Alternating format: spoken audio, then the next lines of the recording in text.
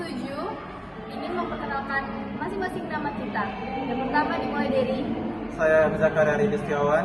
saya Managdes Yunus Menula. Saya Siti Zahra. Saya Siti Sarah Alazana. Saya Kaila Lutfenisa. Saya Suci Ramadhani. Saya Gloria Aure. Saya Tasya Firadia. Di sini kami akan menjelaskan video tentang praktik tekanan darah.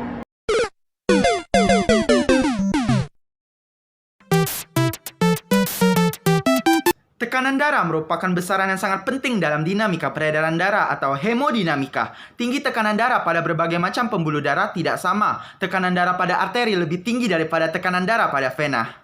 Pada pemeriksaan fisik seorang penderita, pengukuran tekanan darah arteri sudah menjadi suatu keharusan. Pengukuran ini selalu dilakukan di samping pemeriksaan-pemeriksaan lain. Sampai sekarang telah dikenal dua macam cara pengukuran tekanan darah arteri, yaitu satu, pengukuran tekanan darah arteri secara langsung atau direct method. Yang kedua, pengukuran tekanan darah arteri secara tidak langsung atau indirect method.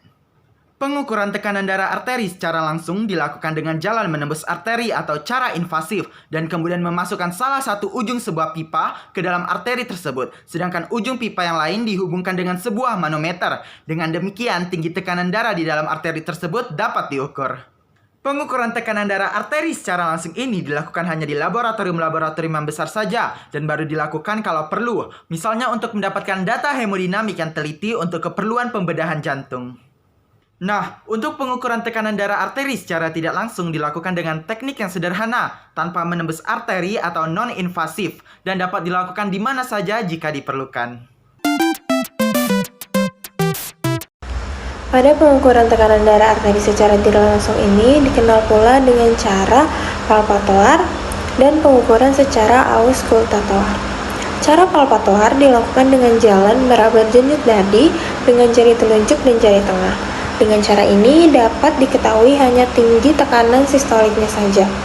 Cara auskultatoar dilakukan dengan jalan mendengar bunyi detak desir aliran darah dalam arteri dengan perantara stetoskop. Dengan cara ini, baik tinggi tekanan sistolik maupun tinggi tekanan diastolik dapat diketahui. Cara auskultatoar ditemukan oleh Korotkov pada tahun 1905 dan sampai sekarang masih tetap dipergunakan orang. Dalam pekerjaan sehari-hari, kedua cara tersebut biasanya dipakai bersama-sama sesuai dengan keperluan.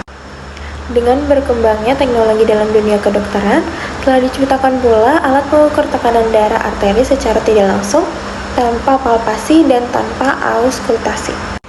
Tinggi tekanan darah arteri pada orang dewasa yang normal dalam keadaan istirahat dalam posisi berbaring adalah 120 mmHg atau mm air raksa untuk tekanan sistolik dan 70 mmHg untuk tekanan diastolik.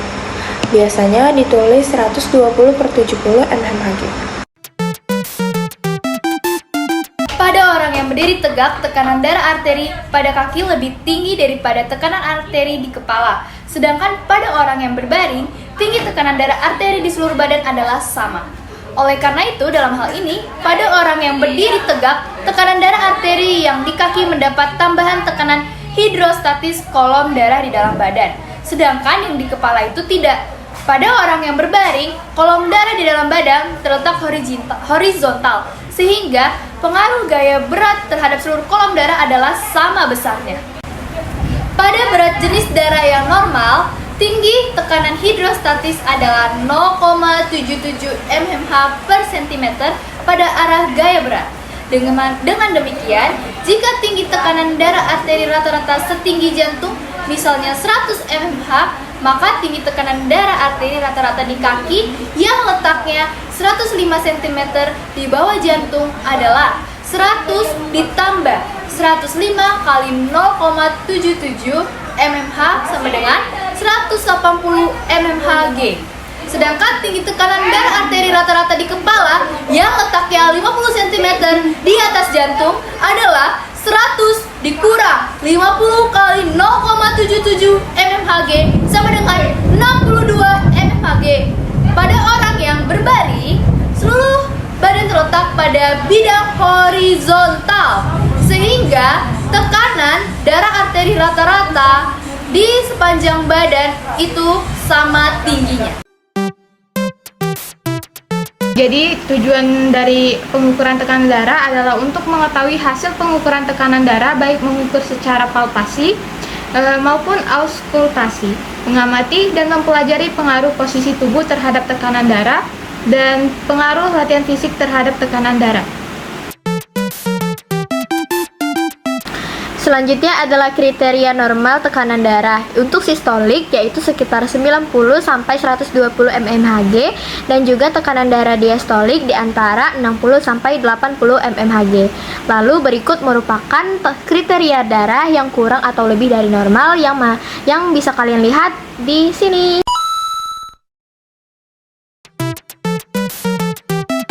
Selanjutnya alat untuk tekanan darah itu tuh ada 3. Yang pertama itu ada stetoskop, kemudian ada sphygmomanometer,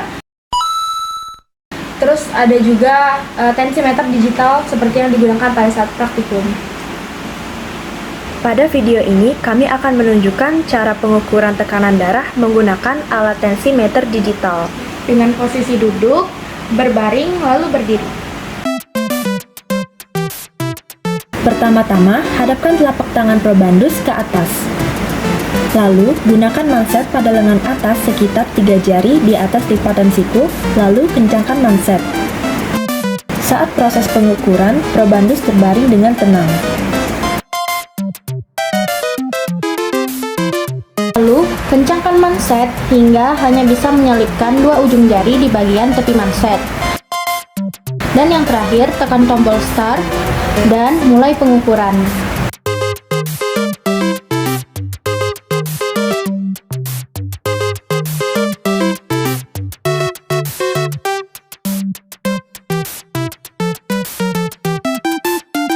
Tata cara tersebut dilakukan pada pengukuran tekanan darah pada posisi tidur, duduk, dan berdiri. Sekian video dari kami. Apabila ada salah kata, kami mohon maaf. Kepada Tuhan kami mohon ampun.